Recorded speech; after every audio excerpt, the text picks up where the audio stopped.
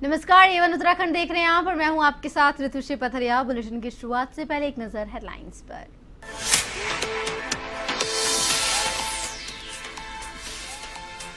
देहरादून में run for unity का आयोजन, सीएम धामी ने क्रॉस कंट्री दौड़ में किया प्रतिभाग, सरदार पटेल को अर्पित की श्रद्धांजलि।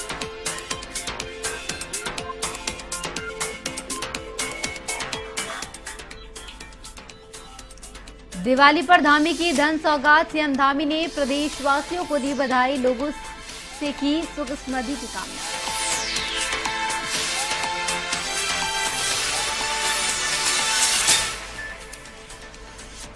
केदारनाथ उपचुनाव को लेकर बयानबाजी, नेता प्रतिपक्ष यशपाल आर्य ने बीजेपी पर बोला हमला, बोले बीजेपी ने लोगों की आस्था से खिलवाड़ किया।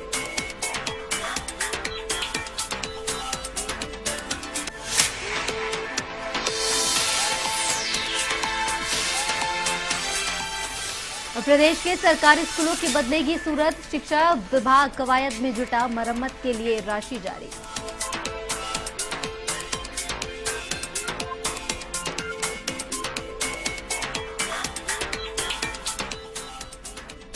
पौड़ी में दीपावली को लेकर पुलिस प्रशासन अलर्ट, सीएलजी सदस्यों की मीटिंग का आयोजन, शांति व्यवस्था बनाए रखने के दिए निर्देश।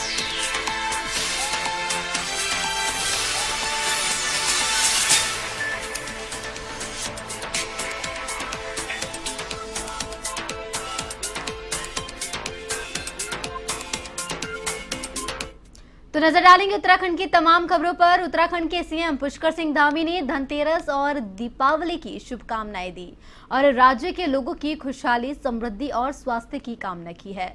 बता दें कि धनतेरस के दिन भगवान धन्वंतरी की पूजा अर्चना की जाती है। इस दिन सोना, चांदी, बर्तन, कपड़े आदि खरीदना शुभ माना जाता है। इसी बीच सीएम धामी ने धनतेरस पर्व की समस्त प्रदेशवासियों को शुभकामनाएं दी। सीएम धामी ने सोशल मीडिया एक्स पर लिखा कि यह पावन पर्व आप सभी के जीवन को स्वस्थ और समृद्ध बनाए।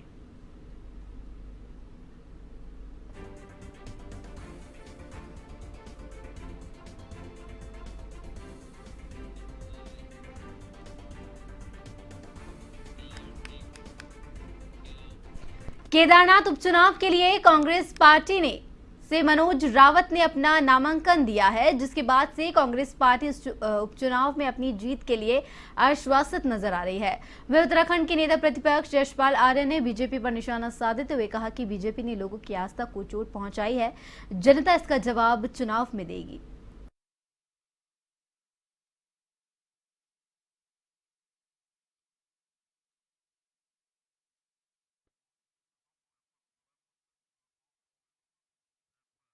करोड़ों करोड़ों लोगों के आस्था और विश्वास को चोट पहुंचाने की कोशिश भारतीय जनता पार्टी ने की, लेकिन वो सफल नहीं हुए। आपदा का दर्द झेल रहा है बाबा केदारनाथ की पवित्र धरती।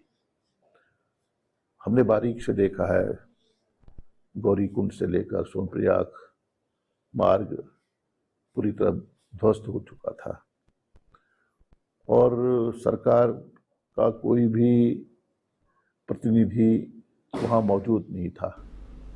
एक अफरा तफरी का माहौल। दीपावली सहित विभिन्न त्योहारों को लेकर पौड़ी पुलिस प्रशासन अलर्ट नजर आ रहा है। त्योहारी सीजन को देखते हुए पौड़ी पुलिस कप्तान लोकेश्वर सिंह ने आदेश जारी किए हैं।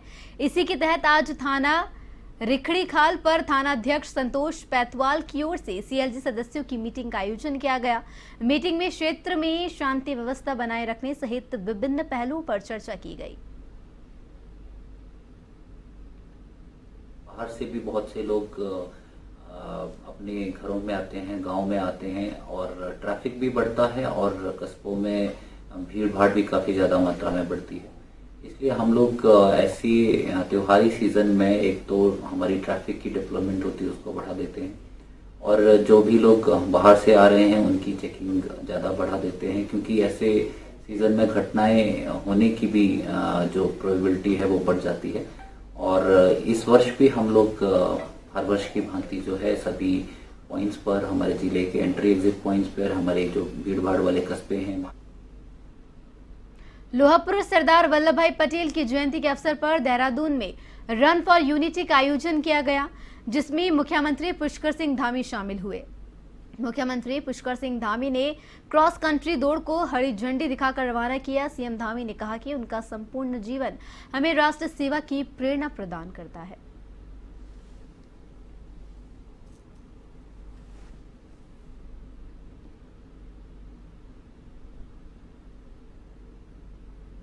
सरदार पटेल का इस देश की एकता और अखंडता, इस देश को एक सूत्र में बांधने में बहुत बड़ा योगदान उनका रहा है और इसीलिए रन फॉर यूनिटी एकता दिवस के रूप में इसको हमारे प्रधानमंत्री जी ने 2014 के बाद मनाने का और लोगों के ध्यान में लाने के लिए इस दिवस को एक एकता दिवस के रूप में मनाने का जो निर्णय किया, उससे निश्चित रूप से हमारी नई पीढ़ी की जो सरदार पटेल का आज़ादी से पहले और आज़ादी के बाद जो महत्वपूर्ण योगदान रहा वो हम सब के लिए बहुत ही प्रेरणादायक है और विशेषकर हमारी नई पीढ़ी के लिए कि उन्होंने इतना बड़ा योगदान देके देश के अंदर जो अलग अलग रियासतें थी उन सभी रियासतों को एक सूत्र में बांधकर भारत में जोड़ने का काम किया था और इसीलिए आज एक भारत और श्रेष्ठ भारत है, उसको आगे बढ़ाने का काम हमारे प्रधानमंत्री जी ने। सरदार वल्लभ भाई पटेल जी का जन्मदिन के अवसर यूनिटी मनाते रहे।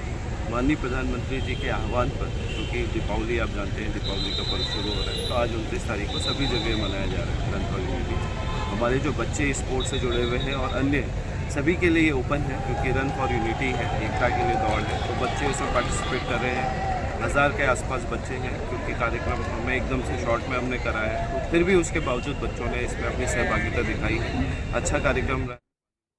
प्रदेश भर के सरकारी स्कूलों की मरम्मत को लेकर शिक्षा विभाग अपनी कवायद में जुट गया है, जिसके लिए शिक्षा विभाग ने सभी स्कूलों को ए से लेकर डी तक की 4 श्रेणियों में बांटा है। इस बात पर उत्तराखंड की डीजी शिक्षा झरना कमठा ने मीडिया को जानकारी दी।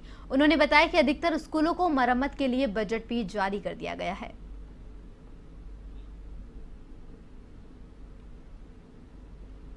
विद्यालय भवन की स्थिति के परिप्रेक्ष्य में तो जो 4 श्रेणियां हैं ABCD रखी गई हैं, जिसमें ए में तो जो अच्छी श्रेणी के स्कूल हैं जहां पे सभी सुविधाएं उपलब्ध हैं वो आते हैं। डी श्रेणी जो है वो ऐसे स्कूल हैं जिनके भवन जो है जीर्णशीर्ण स्थिति में है, तो उसके लिए जनपदों को निर्देशित किया गया है कि ऐसे सभी स्कूल्स की DPR तैयार करा लें। लगभग बेसिक में 1000 के आसपास और माध्यमिक में 14 स्कूल्स ऐसे हैं। इसमें से कईयों के लिए तो बजट भी जारी कर दिया गया है। जितना बजट प्राविधान हमको इस वित्तीय वर्ष में प्राप्त हुआ था उसके अनुसार जनपदों को धनराशि स्वीकृत करके रिलीज कर दी गई है और वहाँ पे निर्माण। उत्तराखंड शासन की ओर से परिवहन निगम के लिए खरीदी गई 130 BS6 बसों में से 2 नई बसें आज लोहाघाट बस स्टेशन पहुंची। यही बसें GPS सिस्टम और CCTV कैमरे से लैस है। लोहाघाट बस स्टेशन पहुंचने पर रोडवेज कर्मियों ने बस का स्वागत किया। बस चालक ने बताया कि नई बस काफी आरामदायक है। साथ ही कहा कि एक कमी है कि यात्रियों के सामान रखने के लिए बस में डिक्की काफी छोटी दी गई है, जिससे यात्रियों को बड़ा सामान रखने में दिक्कत हो रही है।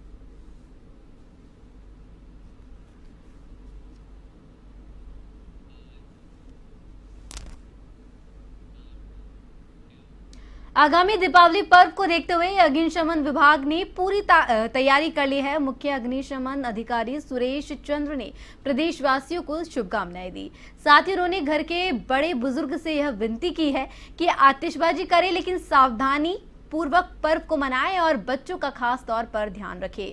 उन्होंने आगे बताया कि प्रशासन की ओर से सुझाव मांगे गए थे कि पटाखे फैक्ट्री को लेकर कि जहां जानहानि का कोई खतरा नहीं है, उनको पटाखे की बिक्री को लेकर लाइसेंस दिया जाए। वहीं अग्निशमन विभाग की ओर से कुछ लाइसेंस दिए गए हैं और कुछ लाइसेंस DM कार्यालय से दिए गए हैं।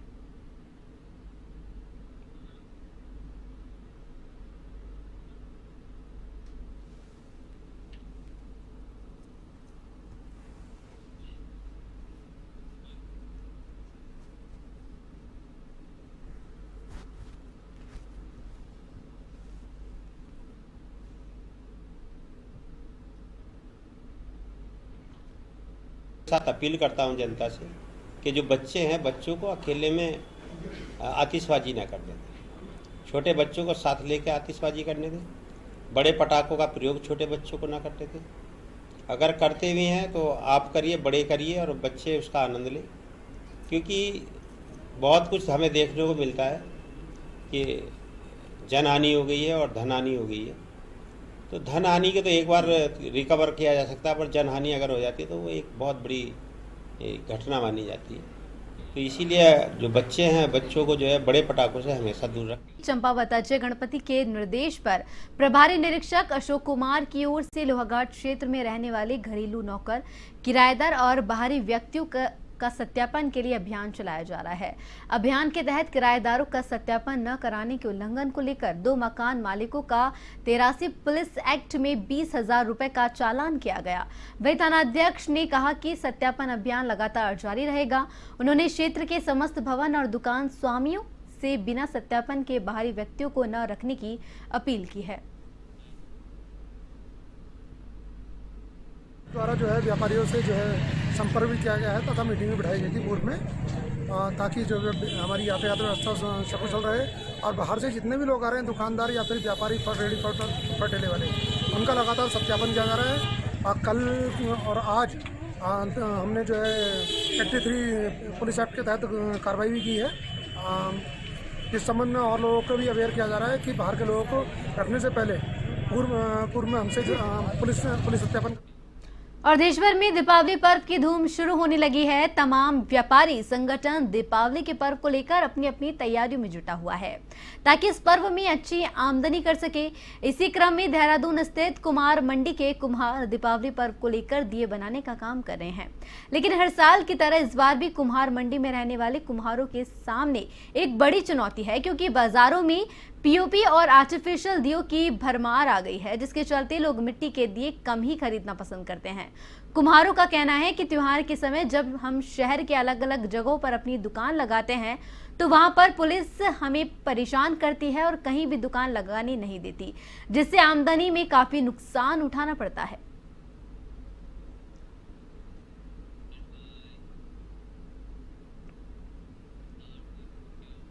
उत्तराखंड के उत्तरकाशी में इन दिनों मस्जिद विवाद सुर्खियों में बना हुआ है। मस्जिद के खिलाफ जहां सड़कों पर उमड़ी भीड़ ने माहौल बिगाड़ने का काम किया था, जिसे लेकर सीएम धामी का कहना है कि कानून अपना काम कर रहा है और कानून के तहत माहौल को भी शांत बनाने का काम किया जा रहा है।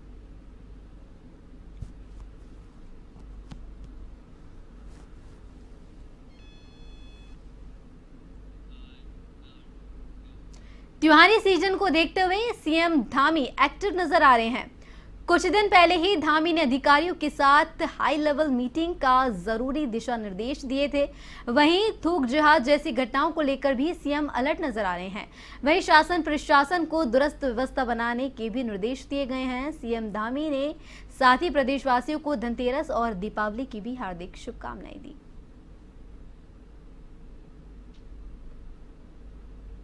ट्रैफिक व्यवस्था अच्छी होनी चाहिए और लोगों को आवागमन में आसानी होनी चाहिए, सुरक्षित उनकी यात्रा हो, किसी प्रकार की परेशानी न हो। साथ में जो बाजार में बहुत प्रकार के आज मिलावटी चीज़ें आ रही हैं, लोग खाने को दूषित कर रहे हैं, थूक कर, और इस प्रकार के वीडियो वायरल होते हैं, तो ये हमारे राज्य के लिए बिल्कुल भी उचित नहीं। इसलिए हमने कहा कि शासन प्रशासन पूरी तरह से दुरुस्त रहेगा, पूरी तरह से जो है मुस्तैद रहेगा, और हमारे जो उत्तर प्रदेश की सीमाएं, अंतर्राष्ट्रीय सीमाएं, उन सीमाओं पर भी और पटाखे इत्यादि जहां छोड़े जाते हैं, उन स्थानों पर भी ठीक प्रकार से सुरक्षित व्यवस्था हो, किसी भी त्योहार। केदारनाथ विधानसभा उपचुनाव के नामांकन के बाद अब भाजपा ने चुनाव प्रचार में ताकत झोंक दी है। भाजपा प्रत्याशी आशा नोटियाल ने नामांकन में मुख्यमंत्री पुष्कर सिंह धामी भी मौजूद रहे। सीएम धामी ने कहा कि केदारनाथ में भाजपा ने जमीनी स्तर पर काफी कार्य किया है। भाजपा के कार्यकर्ता सभी क्षेत्रों में लंबे समय से मेहनत कर रहे हैं।